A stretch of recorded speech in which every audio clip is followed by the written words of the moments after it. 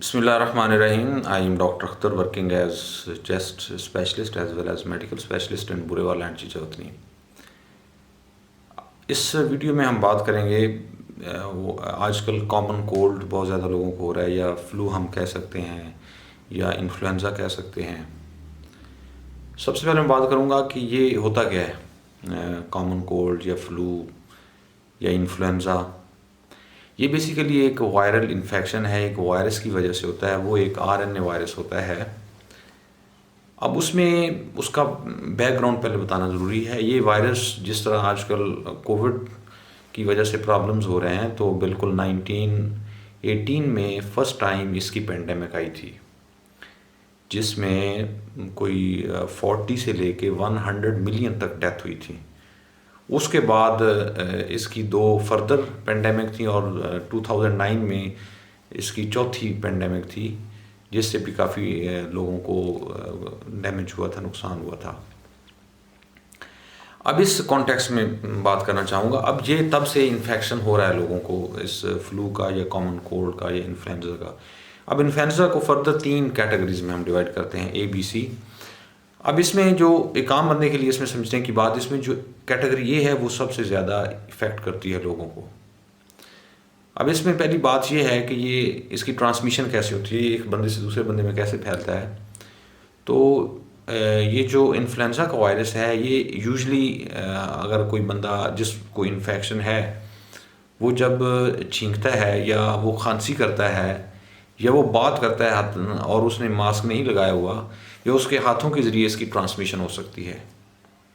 या एक कमरे में कुछ लोग बैठे हुए हैं 5-7, और उनमें एक आदमी को अगर फ्लू का इन्फेक्शन या इन्फ्लुएंजा का इन्फेक्शन है, तो उससे भी दूसरे लोगों को ये ट्रांसफ़र हो सकता है अगर वो इन सब कैटेगरीज में से कुछ कर रहा है।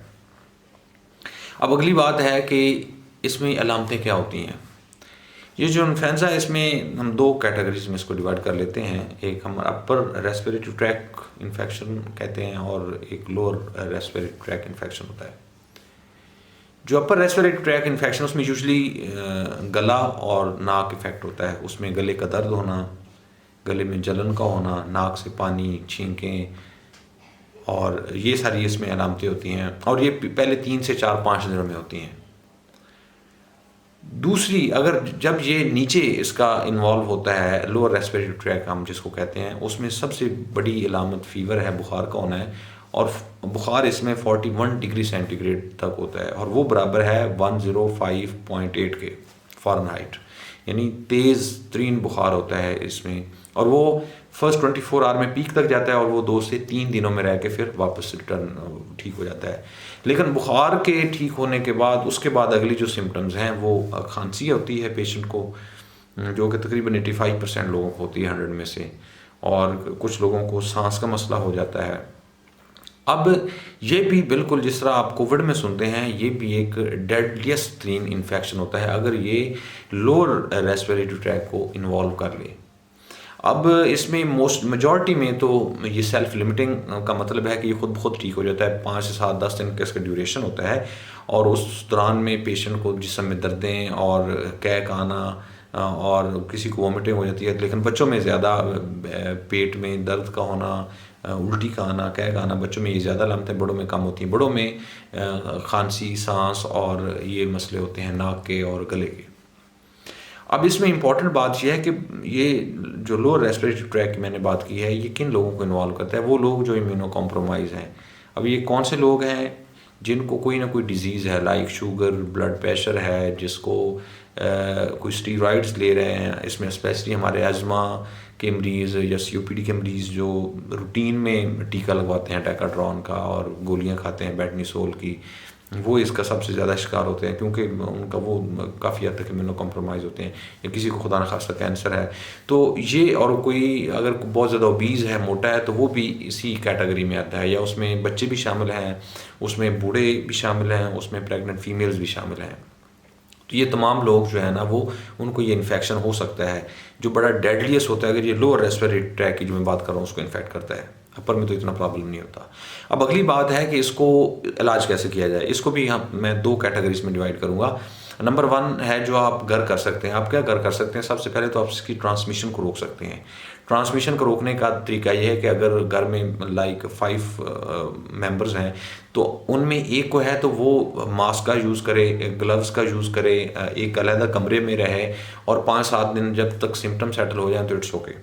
अगर वो इसमें एहतियात नहीं करते तो इसकी ट्रांसमिशन बहुत ज़्यादा होती है, बिल्कुल कोविड की तरह। लेकिन जब वो ट्रांसमिशन होती है और अगर इन कैटेगरी में से कोई है आपके घर में, मतलब बच्चे, बूढ़े या कोई इम्यूनो कॉम्प्रोमाइज़ है, तो वो डेफिनेटली ऐसे उसको इन्फेक्शन होता है और फिर जो है ना बाज़ का बड़ा डेडलीस्ट टाइप का होता है, जैसे आप कोविड में सुनते हैं। तो इसका बेहतरीन तरीका है कि आप एहतियात करें, ट्रांसमिशन को रोकें। दूसरा इसमें जो है कि अगर खुदा न खासा ये ज़्यादा उससे हो गया है, मतलब तो फ़ौरन आप अपने डॉक्टर को मिलें।